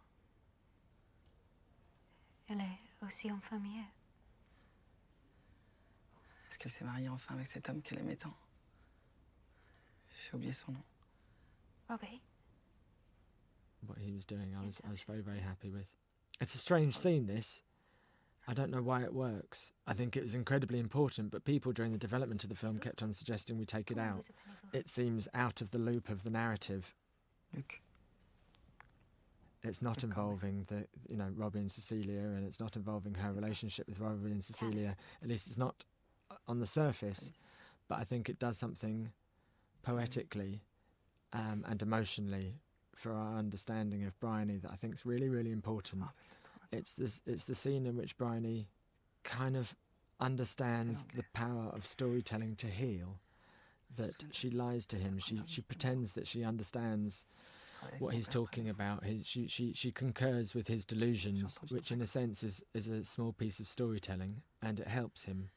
And so she learns that storytelling is not just destructive, but is also a thing that can heal as well, or help. I mean, obviously it doesn't heal him physically, but it can help his pain.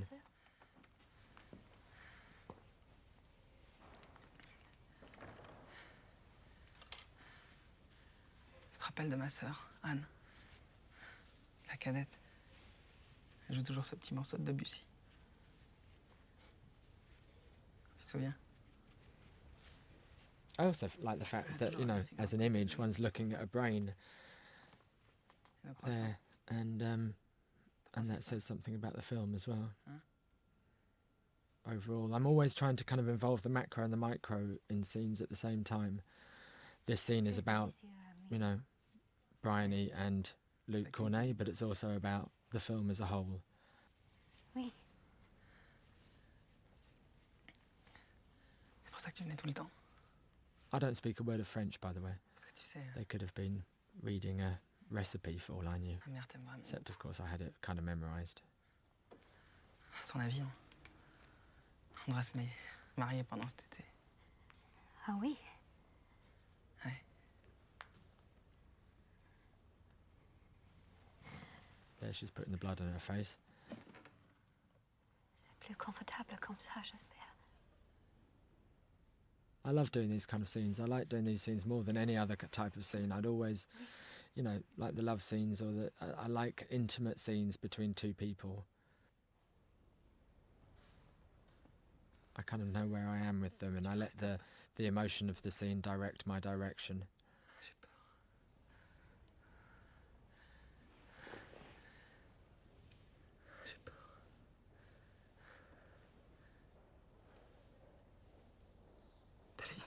Briony. There's an element of her finding herself in this scene, and that's why she tells him her real name, despite what Sister Drummond told her in the opening scene of this section. Stand up, Nurse Tallis. I'm not sure how well that moment works in the film. I'm not sure. Go and wash the blood off your face.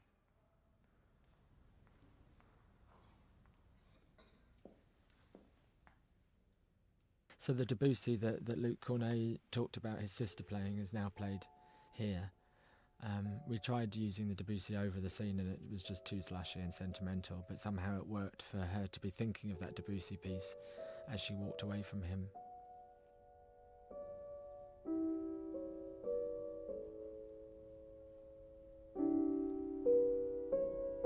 I just love these faces. I think there's nothing more interesting or beautiful than the human face, and that's why I love close-ups so much.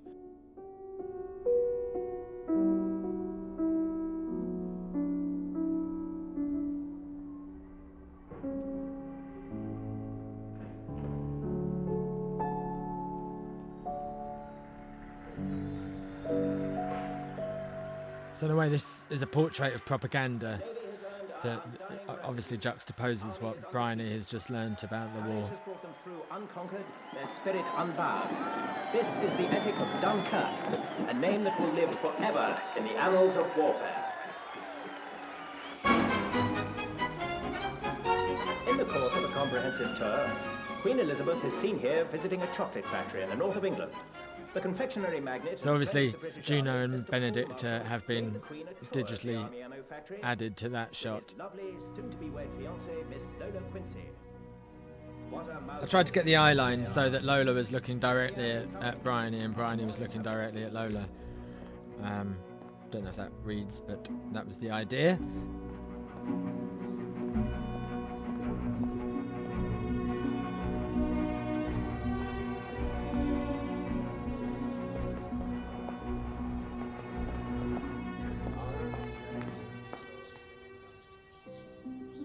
I don't know, I mean, I think this again is another sequence that is needs to be quite elliptical, because otherwise there's too many questions asked. And to avoid fornication, that such persons as have not the gift of continence might marry and keep themselves undefiled. I always wondered why I didn't shoot a close-up of, or at least a two-shot of Lola and Paul Marshall's faces for this sequence. That the one ought to have the other. I saw him. Therefore, if any man can show any just cause why they may not be lawfully joined together, I know it was him. So again, this is kind of playing with perspective, the idea of Briony talking directly to us, and then that's reflected later with Vanessa's sequence. And the spinning torch idea, telling the story, light telling us the story.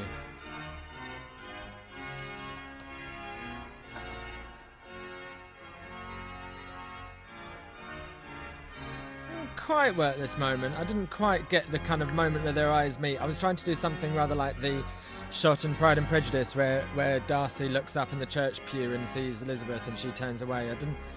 Never quite got there. But I like this scene as a whole. I think that's okay.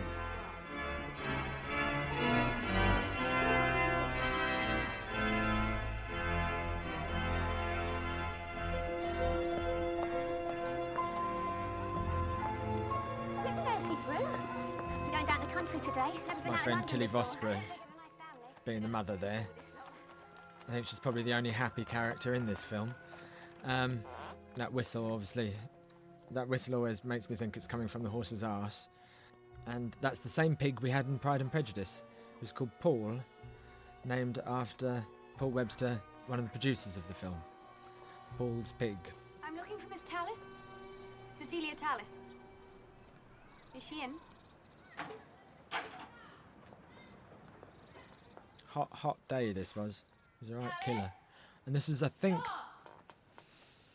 I'm right in saying that this was Romola's first day of filming. No, second. I tried writing, you wouldn't answer. So the following interior scene, this is a set. As I've said, I would always try and shoot on location, but when a location is too small and I wanted the feeling of a very small space, I had to shoot it on a set so that I could work around the set, work around the space, take walls out, etc., because otherwise you just can't get the amount of people into the room that you need to film a scene.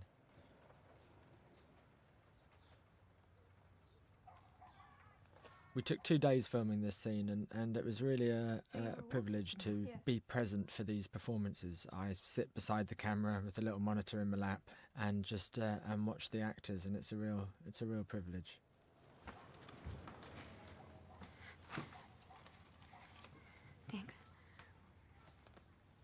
I said to Keira, what's the first thing you notice about Briony when she arrives?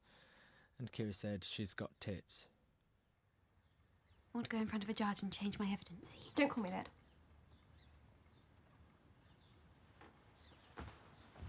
Keira's got bare feet. Please don't call me that. And Romola's got shoes on, probably 2-inch heels. You know what I did? And I kind of wish that I'd Oh, don't worry, I either won't. put Keira in shoes or taken Romola's shoes off, because I think she's a little bit You're an unreliable witness. I'll never too tall over Keira here. But I love what Romola's doing in this scene. I think it's brilliant. I love her weirdness. What I wanted to see you first. They don't want to hear any more about it. That unpleasantness is all tidied away in the past. Thank you very much. She's a bit of a freak, old Briony, and I love her for it. She's so flawed about everything sexually, everything. She's confused. She doesn't know. She can't get a grip on the reality of life. She thinks here, this is something that just happened between the actors, that Romola thinks here that Keira's going to come and give her a hug. And obviously that hug isn't forthcoming.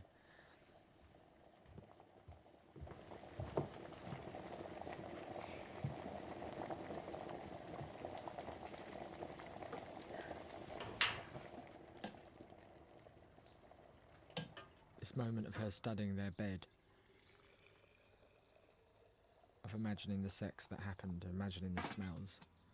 I don't think Briony ever has much sex. She never gets married.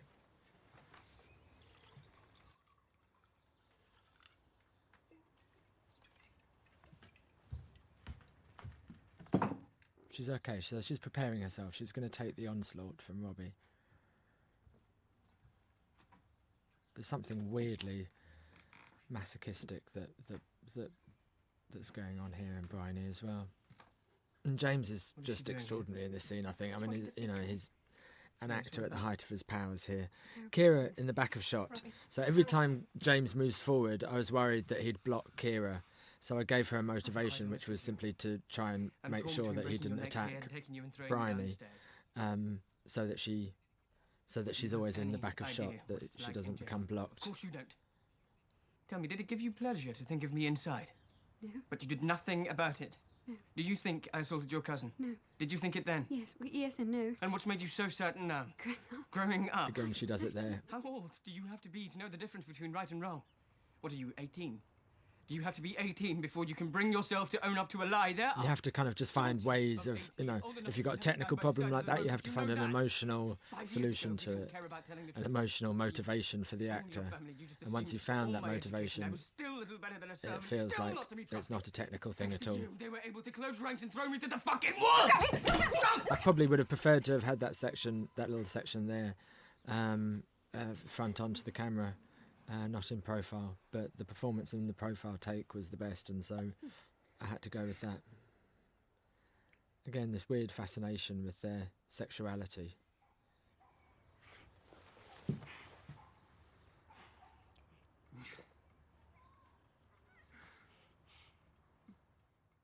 I don't know why I had this shot of the old woman. It's just... Is it about Briony seeing herself as an old woman? It's certainly a homage also to Krzysztof Kieślowski and also to David Lynch. He's got a train to catch. So sit down. I think she may be looking at her future there. There are some things you're going to do for us.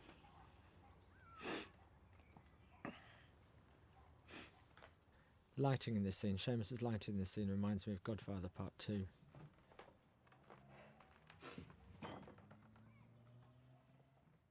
I'm not sure if that's a great composition, but the arms on the table certainly help. You'll tell them everything they need to know to be convinced that the evidence you gave was false. You'll meet with the solicitor, make a statement, have it signed, witnessed, send copies to us. Is that clear? Yes. You'll write a detailed letter to me explaining everything that happened leading up to you saying you saw me by the lake. Try to include whatever you can remember of what Danny Hardman was doing that night. Hardman? Yes. Wasn't Danny Hardman. And again, we're back to what I was saying at the very beginning about Danny Hardman and Alfie. Alfie's character as the red herring.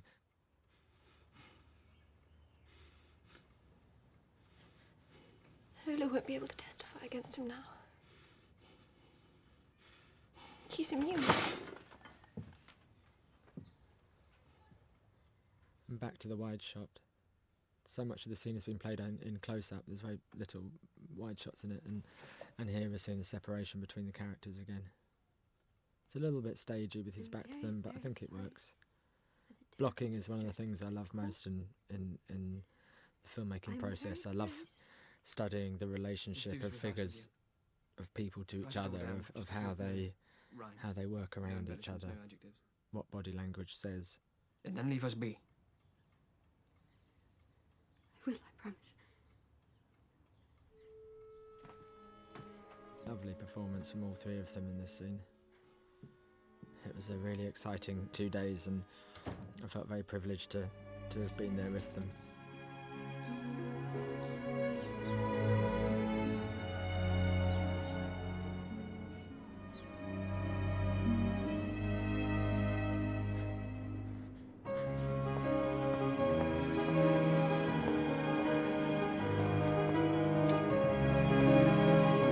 Okay, so this next sequence, this next shot of Briony in the underground, that's a set. Behind her is a roller, which is making it look like she's moving.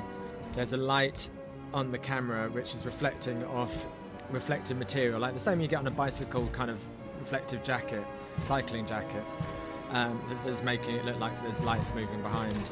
It's a bit more complicated than that, but that's one of Seamus's magic inventions. Here's the voice of God. Could we talk for a moment? Of course. Is something the matter? I just need a couple of minutes by myself. And I like this kind of brutal cut to the modern world. In the book, this section suddenly switches to first person, and that formal technique is very startling in the prose. And so I was trying to find a cinematic equivalent to first person, and it seemed to me that was interview. So that's why I chose to make this last section an interview. She's talking directly to the audience. I wanted as little barrier between the character and as little artifice between the character and the audience as possible. And it seemed to me that the best way to do that was make it an interview. Vanessa, I mean, you know, I could not have got luckier than working with Vanessa Redgrave.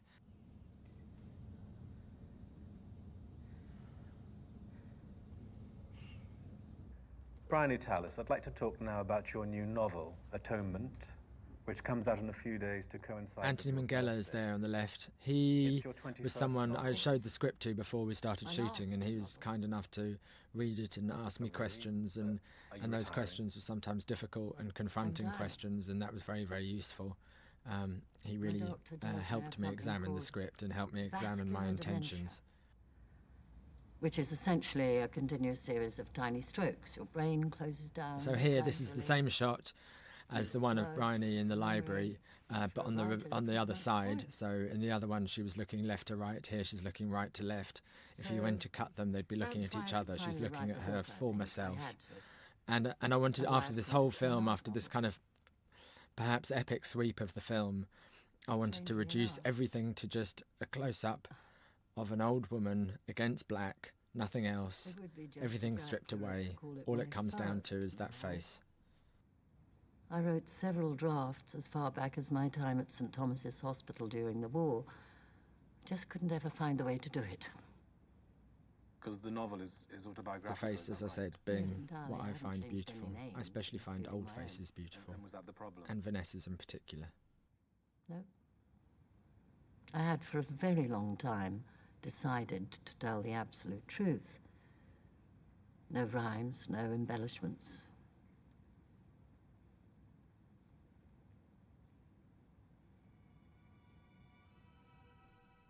I love that moment. And I think that's the truth moment. That's when she decides you've read the book, you'll understand why. To take this interview in an unexpected direction. The events I didn't personally witness. The conditions in prison, the evacuation to Dunkirk, everything. But the effect of all this honesty was rather pitiless. It's strange because this is a film about happy endings. It's about the purpose of happy endings, as she's discussing here. So by honesty? By honesty. Or reality. Are happy endings, what are their role? What is the role of a happy ending for the storyteller and also for the audience? I was too much of a coward to go and see my sister in June 1940. And I think in the end we decide that happy endings are important. They do serve a purpose. They do give us something to aspire to. It's a scene in which I confess to them as imagined. They ennoble the human spirit. And in fact, I think that's a very, very important purpose. Robbie Turner died. And has this film got a happy ending? I'm not sure. Grey Dunes. I think it's up to the audience. On June 1st, 1940, the last day of the evacuation.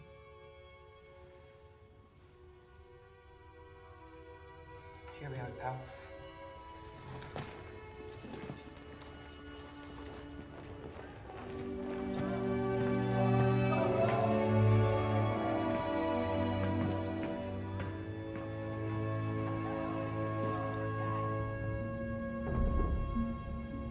Both left underground, Robbie and Cecilia.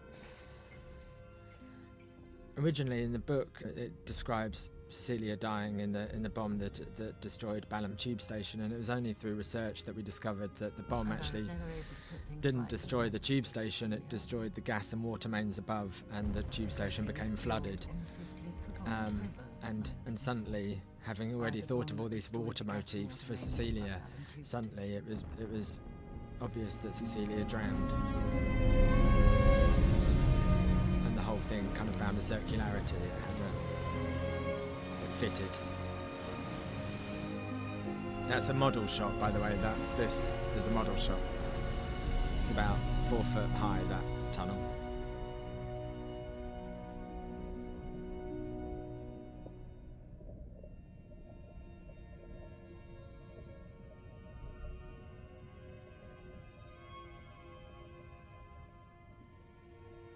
So, my sister and Robbie were there's the never face of able God. to have the time together. The God of this story. They both so longed for and deserved. And again, we're playing with scale. I mean, this shot is all about the big screen. It's all about seeing the film at a cinema, seeing Ever that since, beautiful I've face, always felt enormous, I prevented. talking directly to us.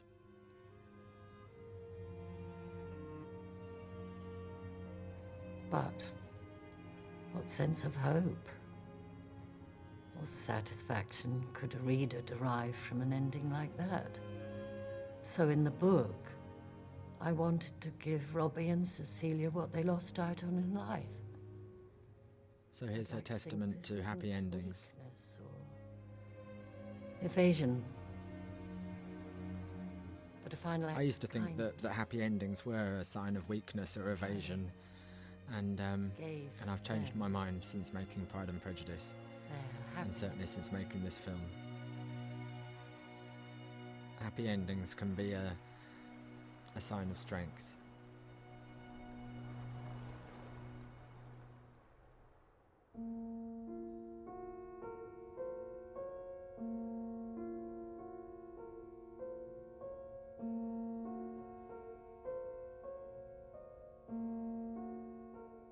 Strangely enough, this location is near Eastbourne, which is where Arabella from the Trials of Arabella, the play that Briony wrote as a child, ended up.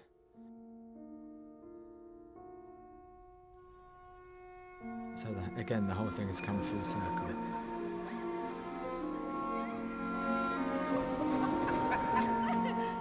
She's come back to a kind of fairy tale belief in happy endings. That she started with happy endings with the Trials of Arabella, and digressed and went on a journey of stark realism, and then came back to happy endings at the end of her life.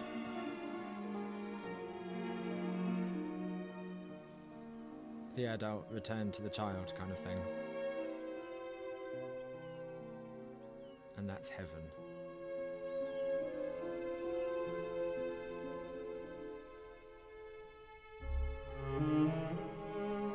He's a cunt. They're all very nice people. He's a lovely man. He's an extraordinary man. I was very scared of Ian McEwan when I first met him. I was scared of his intelligence.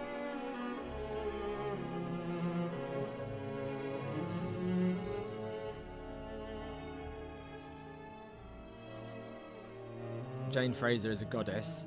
She's the one who keeps everything together whilst filming. James is just wonderful. In Keira's contract it said that, no, I'm not going to go there.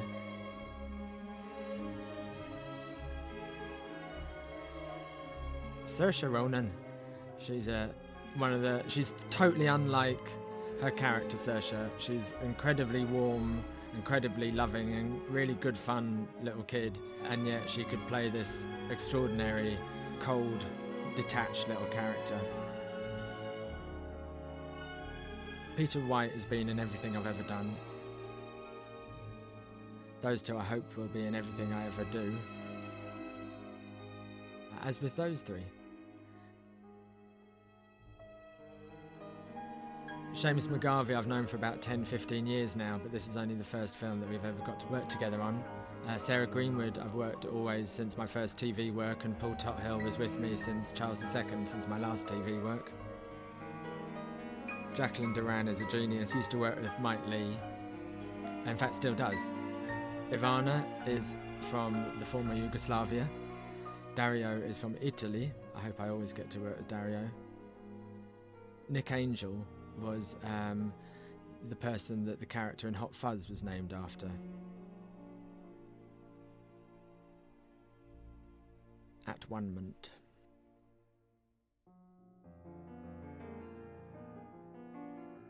Well, I'm not going to tell you all about all of this lot because there's too many of them, and I've got to go. Thank you for watching. Thank you for taking the time to watch this, and I hope you enjoyed it. I hope you got something from the film. The making of this film was by far the most enriching and exciting creative journey of my life. It's all about communication, and I hope I communicated something to you.